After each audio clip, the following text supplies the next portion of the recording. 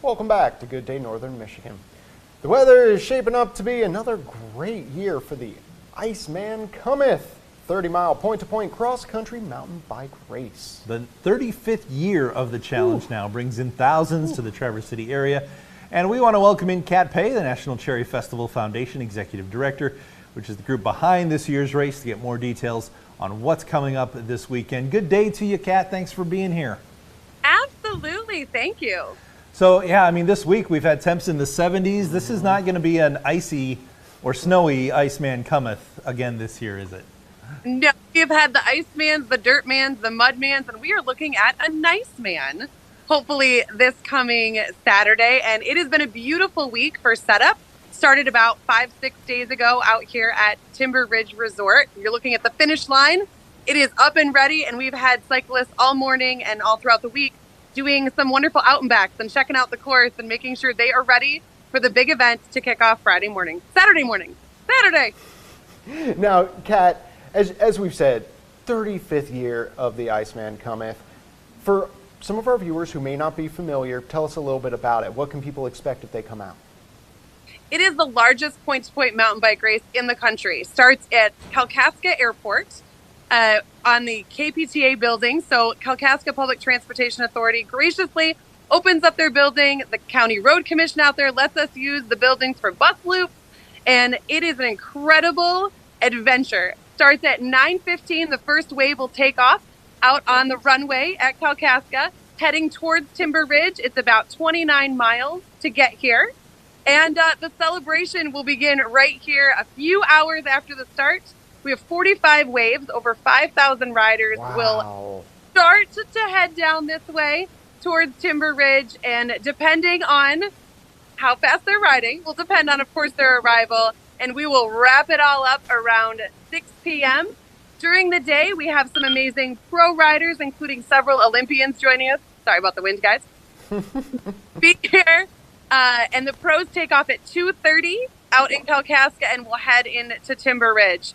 We also have an amazing slush cup that starts at 9 a.m. here at Timber Ridge. That's the 9-mile course.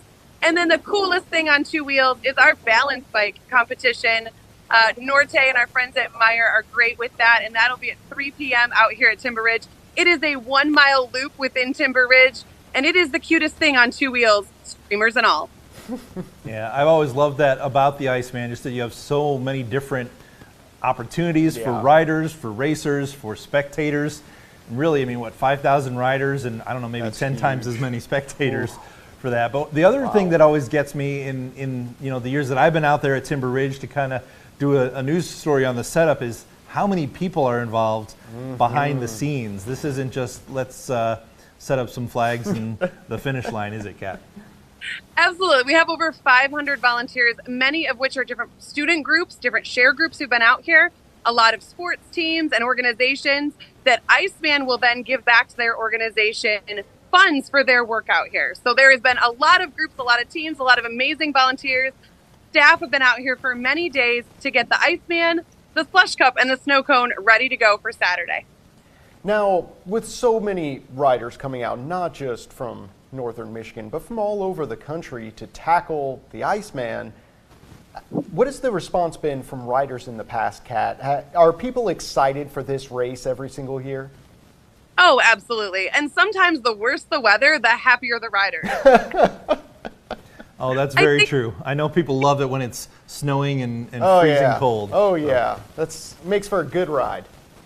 They love a good challenge for sure. The riders are excited. We had several that came through this morning that are absolutely loving the fact that there is the bike park that is part of Timber Ridge normally was incorporated into the race course this year. The race course changes every year. So this is something that they get very excited about to come see how we've designed it this year and how the finish is going to be, most particularly in our celebration zone.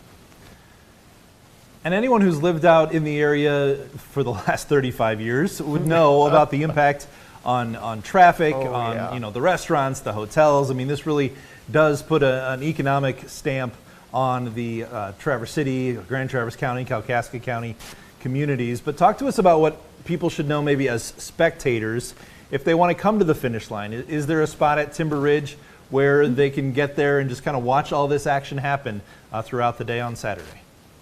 Certainly. There's an amazing spot here in our Bissell Celebration Zone to watch it all and, of course, enjoy some Bell's beer along the way, as our race is, of course, sponsored by Bell's. There's some shuttle services. It's all on our website, iceman.com, but those shuttles start at 7 a.m.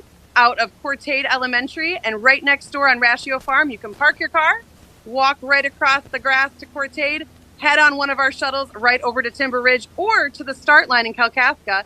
And then in Kalkaska, you can actually take the shuttle back over here and plan your day accordingly. I know I'm kind of putting you on the spot, Kat, but I'll make it a long question so you have time to prepare mentally. Any good stories that kind of come out of this over 35 years for you? I mean, I know of multi-generational families riding and racing over those 35 years. Stories of people who have gone on to race in memory of a former racer, for example. I mean, just things like that kind of catch your attention as director there with the foundation. Oh, that's a good question. I have several stories. Some of my favorite involve the kids and the snow cone riders because they're the future of mountain biking. These are the kids just getting into it.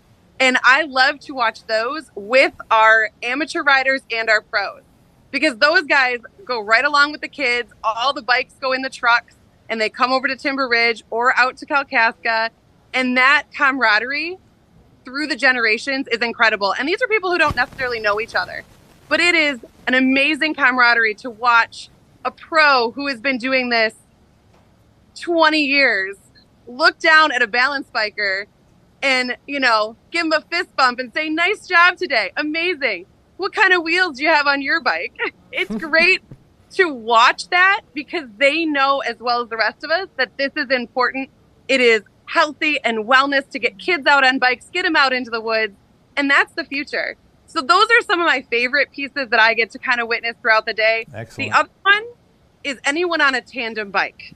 There is one couple who has done it forever on a tandem bike, and I watch them every year at the start. And I always say, are you going to be married at the end? Good question. Excellent. Well, Kat, we'll